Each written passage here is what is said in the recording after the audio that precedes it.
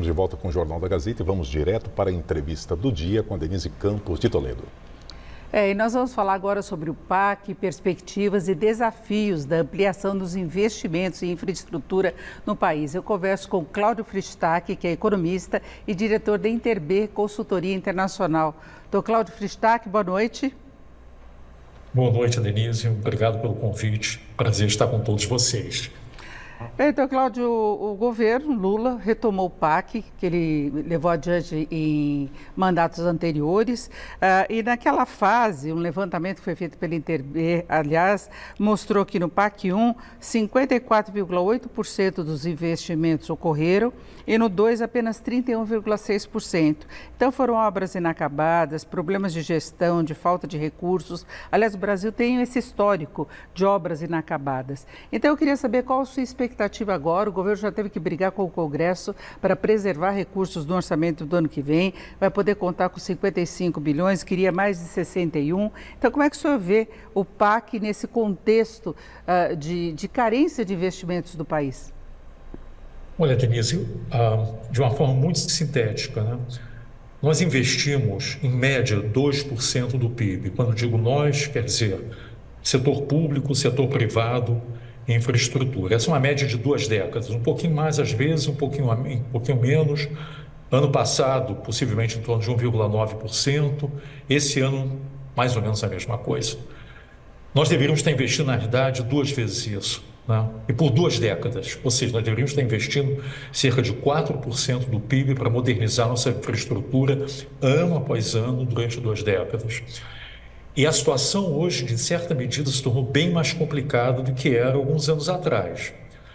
Porque hoje você tem uma competição pelos recursos públicos, digamos assim. De um lado, o executivo, o PAC, esse grande programa de investimento, que tem pontos positivos, pontos negativos, mas enfim. E de outro, você tem um Congresso com as emendas parlamentares.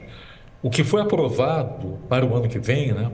O projeto de lei que acabou de ser aprovado, enfim, agora, o que ele mostra? Ele mostra que o PAC, o valor do PAC, o valor do Programa de Aceleração de Crescimento, digamos assim, que é fundamentalmente direcionado a investimentos, uma parte de infraestrutura física, outra parte de infraestrutura social, enfim, educação, saúde, etc., é praticamente o mesmo valor do que a soma das emendas parlamentares.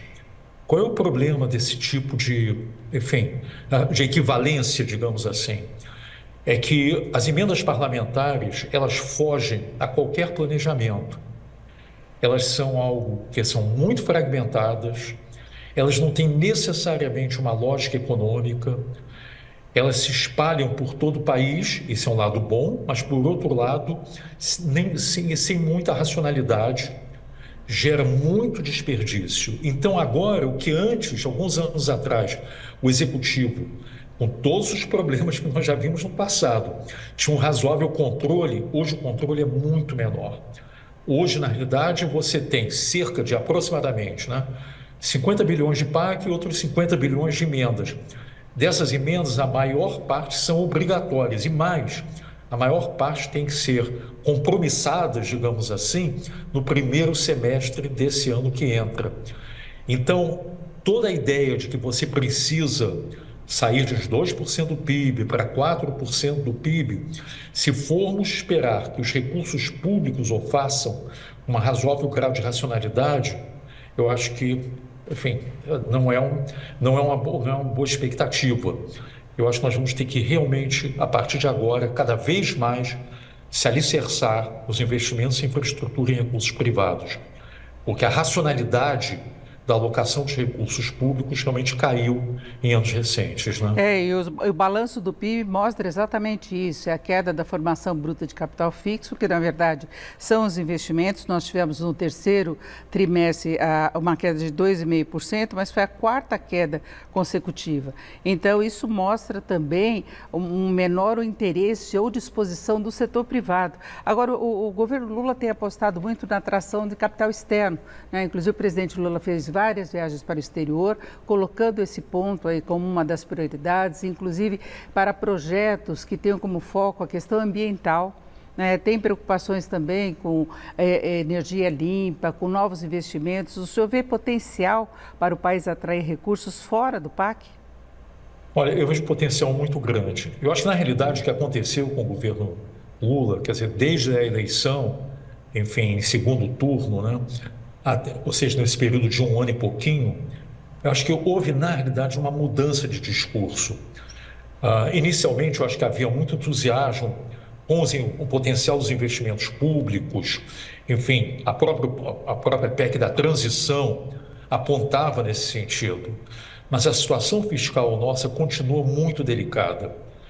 E essa combinação, de um lado, emendas em caráter, eu diria até quase explosivo, que aconteceu agora em relação ao orçamento do ano que vem, e ao mesmo tempo as limitações objetivas fiscais do ponto de vista do investimento público, essa conjugação de fatores, eu acho que levou a um deslocamento da percepção do governo da importância do investimento privado. Tanto investimento privado, enfim, endógeno aqui do país, né, como a atração do investimento privado externo. Agora, dito isso, eu acho que nós estamos caminhando, acho que a melhoria no chamado rating, né, na classificação de risco do país, é um passo muito importante. Ainda estamos um pouquinho distante do grau de investimento, mas há outras medidas que podem ser tomadas a um custo muito baixo para o país. Por exemplo, o país deve sim se esforçar e deveria se esforçar para ascender à OCDE, né? Ou chamado, entre aspas, o pessoal brinca, mas não é exatamente isso, o clube dos países ricos, não é exatamente isso. O pessoal falava isso, mas hoje na América Latina você tem países como México, Chile, Costa Rica, Colômbia, que pertencem ao OCDE. E esse selo, digamos assim, dessa organização, da Organização de Cooperação e Desenvolvimento Econômico, é um selo cada vez mais importante. Inclusive, Denise, porque, infelizmente, a Organização Mundial de Comércio, ela, digamos assim, ela perdeu um certo poder nesse processo de desafios à globalização, né? Ou seja, nas 2 últimas décadas, ela possivelmente está na situação mais frágil. E uma organização como a CDE, inversamente, ganhou poder. E o governo não tem falado. Então, isso é uma medida concreta que nós deveríamos estar tomando, aderir às chamadas disciplinas da OCDE, como forma também de estimular, de incentivar, fazer o nosso país mais atraente, né? A gente vê uma preocupação muito grande do atual governo nessa questão da OCDE. Houve muito foco aí na ampliação do BRICS, em preservar o Mercosul e ampliar também o Mercosul. Agora a gente vê que são blocos em que não tem colocada muito essa questão dos investimentos, né? É diferente da OCDE. Embora o Brasil tente fazer algumas coisas que seriam a lição de casa, como o ajuste das contas, controle da inflação, a melhoria de relações do trabalho. Tem muita coisa sendo feita para que o Brasil possa ser aceito, né? Olha, eu acho que existe as chamadas que eles chamam de disciplinas. Uma boa parte nós já cumprimos, nós já estamos lá. Teve a reforma tributária agora, né? Algumas outras dimensões, eu acho que nós temos que fazer nosso dever de casa. Eu acho que a questão fiscal é relevante. Eu acho que há uma compreensão dentro do governo, particularmente na equipe econômica, no Ministério da Fazenda, no Ministério do Planejamento, da importância de fazer esse dever de casa. Há uma outra dimensão, Denise, que eu acho que nesse aspecto, eu acho que nós perdemos um pouquinho, que é toda a luta contra a corrupção. Eu acho que isso aí não é somente a questão de governo, do executivo, existe uma certa falta de compreensão mais ampla da importância, independente dos erros que a Lava Jato incorreu. Eu acho que a luta contra a corrupção é muito importante, aqui e em todos os países. A OCDE, ela chama por certas disciplinas, em termos de legislação, enfim, de tal maneira que a corrupção seja minimizada. Isso é um dever de casa que nós continuamos a ter que fazer. Nós fizemos alguns progressos, mas outras coisas ainda faltam, né? Enfim, então, quando a gente fala atrair o investimento externo, eu acho que existe uma agenda. Parte dessa agenda é institucional, nessa dimensão. Outra parte é fiscal, extremamente importante. E eu acho que nós estamos, apesar de todos os percalços, no caminho, apesar dos eventuais retrocessos aqui e ali. Tá?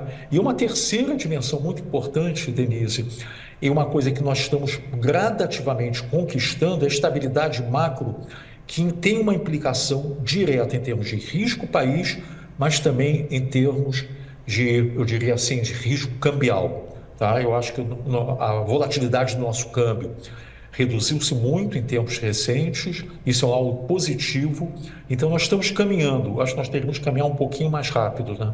Para nós atrairmos mais investimento e para nós modernizarmos nossa economia. Ainda tem queda da inflação e queda também dos juros, não é? Exato, Denise. Eu acho assim, se olha o conjunto dos indicadores no país em 2023, em termos de economia, eu acho que foi uma grande vitória da equipe econômica. Eu acho que isso o início do ano havia muito ceticismo, havia muitas dúvidas, muita incerteza. E os números melhoraram, né? As coisas melhoraram, Denise. Você sabe que há uma espécie de uma dissonância entre discurso e prática.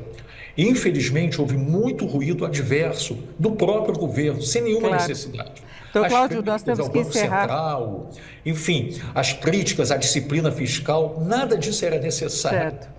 Enfim, eu agradeço muito, então, sim, Denise, a sua participação. Já chegamos ao final do nosso tempo. Cláudio Fristach, que é diretor da Interb Consultoria Internacional. Muito obrigada mais uma vez, uma boa noite. Boa noite, Denise. Obrigado pelo convite, então.